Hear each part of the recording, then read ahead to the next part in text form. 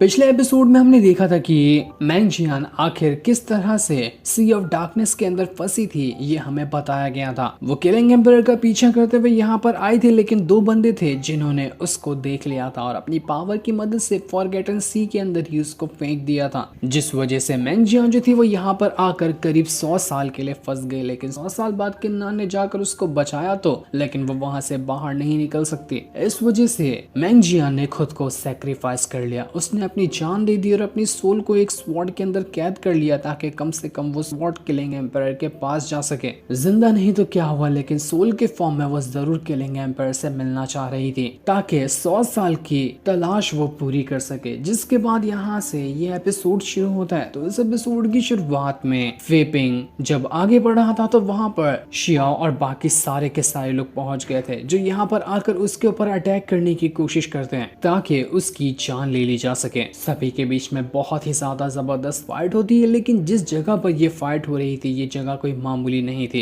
ये जगह इस तरह से थी कि ये किसी को भी अलग अलग तरह के इल्यूजन दिखा सकता है। वो उसको ऐसे इल्यूजन दिखाएगा कि इंसान को यकीन भी नहीं होगा कि वो इल्यूजन देख रहा है या फिर सच्चाई में वो चीज हो रही है। और अगर वो अपने इल्यूजन में फंस जाता है तो वो वहीं पर मर जाएगा। इसी तरह से सबसे पहला जो इल्यूजन था वो एंजल देख रही थी। एंजल इल्यूजन में ये देखती है कि वो किसी कमरे के अंदर पड़ी हुई है, बिल्कुल बेसुध हालत में, और एक के बाद एक करते हुए वो शराब पे शराब पिए जा रही है। वो शराब पीते हुए ये कह रही थी कि मैं बिल्कुल ही बेकार इंसान हूँ, मेरा तो सब कुछ बर्बाद हो गया, मैंने अपने घर वालों को भी बचाने की कोशिश नहीं कर पाई, मेरा घर खत्म हो गया, सब कुछ खत्म हो गया, काश मैं शराब पीते पीते ही यहाँ पर मारी जाऊं और दोबारा कभी होश में ही ना आऊं, ऐसा होता तो कितना अच्छा होता। वो जो इल्यूजन था वो एंजल को अपने कंट्रोल में लेने की कोशिश कर रहा था ताकि एंजल खुद की ही जान दे दे। एंजल अपने आप को ही यहाँ पर बुरा भला कह रही थी कि कितनी घटिया हूँ मैं, मेरी किस्मत भी उतनी ही ज्यादा बुरी है, काश ये कभी शराब खत्म ना हो, मेरे अंदर इतना पछतावा है कि वो पछतावा किसी न किसी दिन मेरी जान ले लेगा, उससे बेहतर है कि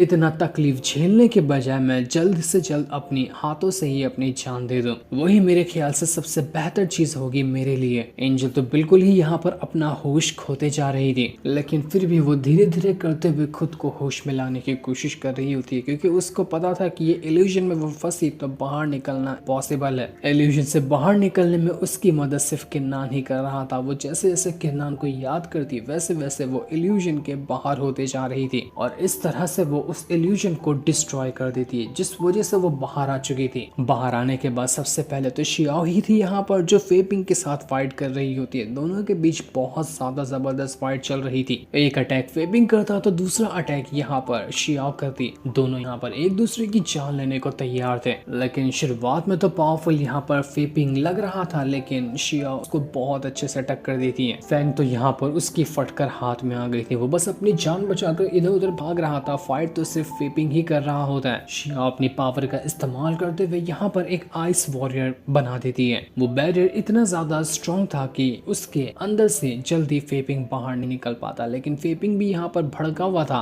तो वो तुरंत ही उसके अंदर से बाहर निकलने की कोशिश करता है। लेकिन वो जैसे ही यहाँ पर शियाओ के ऊपर हमला कर पाता, एंजल सही टाइम पर पहुंच जाती है और उसने अपनी पावर का इस्तेमाल करते हुए फेपिंग को कैद कर लिया था, जिस वजह से वो हिल तक नहीं पाता। लेकिन यहाँ पर सिर्फ एंजल और शियाओ ही मौजूद नहीं थे, यहाँ पर उनमें ज़ाओ फेंग भी मौजूद थी, जो भी शुरुआत में इल्यूजन के अंदर फंस चुकी थी। उसे इल्यूजन किसी और का नहीं बल्कि किन्नान का ही दिखाई दे रहा था, क्योंकि वो थोड़ा थोड़ा किन्नान के लिए फीलिंग्स रखती थी। तो वो इल्यूजन में देख रही होती कि किन्नान उसका ख्याल रख रहा है और वो किन्नान के काफी ज्यादा करीब है। वो दोनों यहाँ पर अच्छा से टाइम स्पेंड कर रहे होते हैं। ज़ाओ फेंग तो सीधा किन्नान की गोद में बैठकर उसे किस करने की कोशिश करती है और किन्नान भी इस चीज को रोक नहीं रहा था, लेकिन तभी वहां पर किन्नान अपने आप ही गायब हो जाता, क्योंकि ज़ाओ फेंग को समझ आ चुका था कि ये इल्यूजन है। रियलिटी में तो किन्नान उसके करीब भी नहीं आएगा, तो उसे किस करना तो बहुत दूर की बात है। इस तरह से ज़ाओ फेंग जो थी वो भी अपने इल्यूजन से बाहर निकल कर आ जाती है। उसका भी इल्यूजन यहाँ पर ब्रेक हो चुका था। साथ ही साथ वहां पर सीमा भी मौजूद था। तो सीमा जब यहाँ पर आगे बढ़ रहा होता है तो उसको उसी का ही ओरिजिनल रूप दिखाई देता है। मोटा वाला सीमा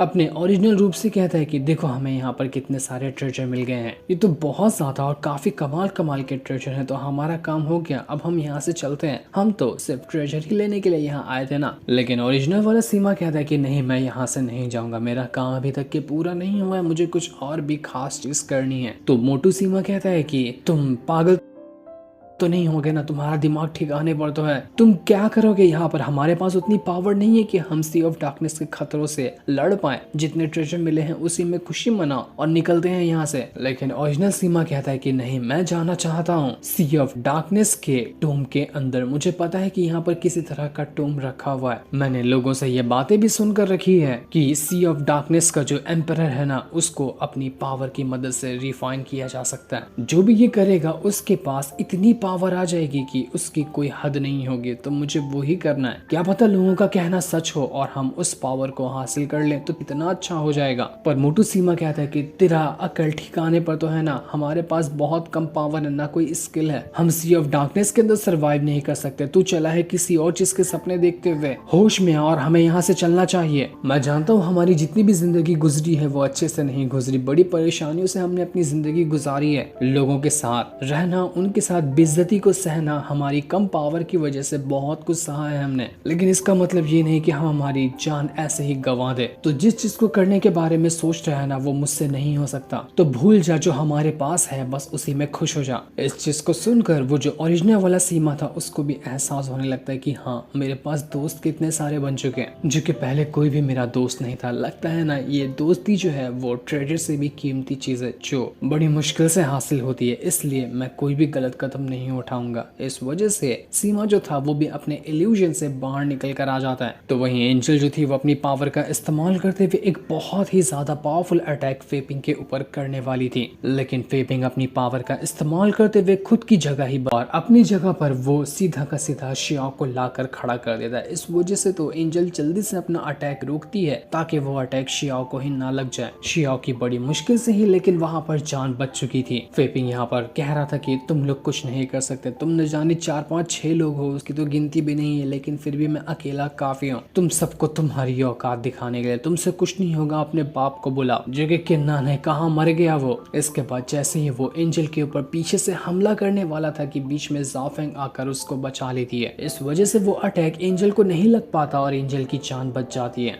ये लोग यहाँ पर फाइट कर ही रहे थे कि तभी पीछे से फैंग आ जाता है, जो फेपिंग से कह रहा था कि मुझे बचा लो, इन लोगों ने मुझे बहुत मारा है, अगर मुझे जल्दी तुमने नहीं बचाया ना तो मेरी जान भी जा सकती है। इसके बाद वो तुरंत ही अपनी स्वॉर्ड निकाल कर फेपिंग के ऊपर हमला करने वाला था, लेकिन फेपिंग समझ जाता है कि ये फैंग नहीं है। बड़ा ही शातिर किस्म का बंदा था फेपिंग, इस वजह से वो बड़े आसानी के साथ अटैक से बच चुका था। और ये जो फैंग बनकर आया हुआ था वो असल में सीमा ही था, जिसने अपना रूप बदल लिया था ताकि फैंग बनकर वो फेपिंग की जान ले सके। लेकिन उसका प्लान तो चौपट हो गया और फेपिंग बड़ी आसानी से इस वाले अटैक से भी बच चुका, जिसके देखते ही देखते वहां पर बैंजोंग भी पहुंचने लग जाता है। लेकिन ऐसा लग रहा था उसकी हालत देख कर कि इसने इल्यूजन को सही तरीके से नहीं तोड़ा, लेकिन वो जबरदस्ती इल्यूजन के वर्ल्ड को तोड़कर बाहर आने की कोशिश कर रहा है। इस वजह से बैंजोंग की हालत बुरी तरह से खराब थी, जगह जगह से उसको खून निकल रहा था, क्योंकि इल्यूजन को फोर्सफुली तोड़ना मतलब कि अपनी मौत को दावत देना। और यही कर कर बैंजोंग यहाँ पर आया था। पर आखिरकार वो इल्यूजन वाले वर्ल्ड से बाहर निकल कर आ ही जाता है। बहुत मेहनत लगी थी लेकिन वो इस चीज में सफल रहा। वो आते साथ ही बहुत ज्यादा भड़का हुआ था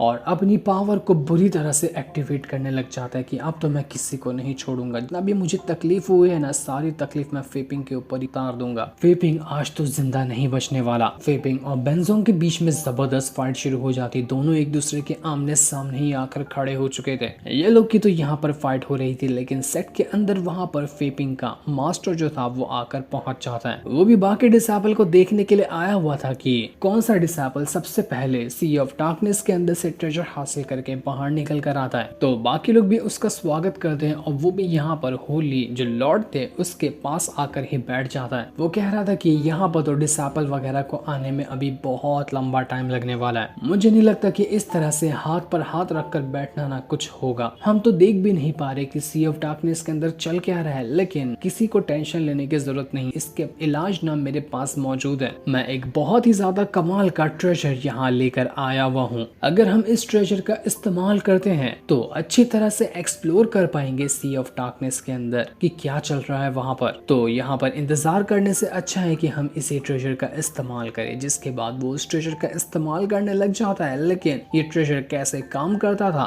इसके बारे में अभी तो हमें कुछ भी नहीं बताया जाता। तो वहीं सी ऑफ डार्कनेस के अंदर फेपिंग जो था उसने अपनी पावर का इस्तेमाल करते हुए सारे के सारे लोगों को हरा दिया था। बेंजोंग, शियाओ, एंजल, सीमा जितने भी लोग थे वो सब के सब अब यहाँ पर फेपिंग के सामने हार चुके थे। वो था ही इतना ज्यादा पावरफुल, इस वजह से उसने सबको हरा दिया। सभी लोग बिल्कुल बेबस और लाचार हो चुके थे कि लगता नहीं हम यहाँ पर कुछ कर पाएंगे। एंजल जो थी वो कह रही थी कि किन्ना तुम कहाँ पर हो, मेरे ख्याल से अब तक तुम्हें आ जाना चाहिए, अगर अब तुम नहीं आते हो ना तो ये फेपिंग हमारी जान ले लेगा। आखिरी मौका है तुम्हारे पास, तुम्हें जल्द से जल्द हमें बचाने के लिए यहाँ आना होगा। हमने सारी कोशिश कर ली लेकिन सब नाकामयाब रही। फेपिंग यहाँ पर सभी से कह रहा था कि तुम लोगों को पता है मैं बिल्कुल नरम दिल का इंसान, किसी को भी तकलीफ में नहीं देख सकता। जो भी तकलीफ में होता है ना मैं उसकी जान ही ले लेता हूँ ताकि उसकी तकलीफ हमेशा के लिए खत्म हो जाए। ऐसा ही आज मैं तुम लोगों के साथ भी करने वाला हूँ। इसके बाद वो अपनी स्वॉर्ड लिए जैसे ही बेंजोंग का गला काट कर उसको जान से मारने वाला था कि तभी पीछे से एक स्वॉर्ड आती है जिसने अटैक करते हुए सीधा फेपिंग की स्वॉर्ड को दूर फेंक दिया था। फेपिंग के गुस्से का ठिकाना नहीं रहता कि आखिर किसके अंदर हिम्मत हुई जो मुझसे पंगा लेने के लिए आया हुआ है। वहां पर एक बंदा पहुंच जाता है जो यहाँ पर आने के बाद फेपिंग से कह रहा था कि ये ना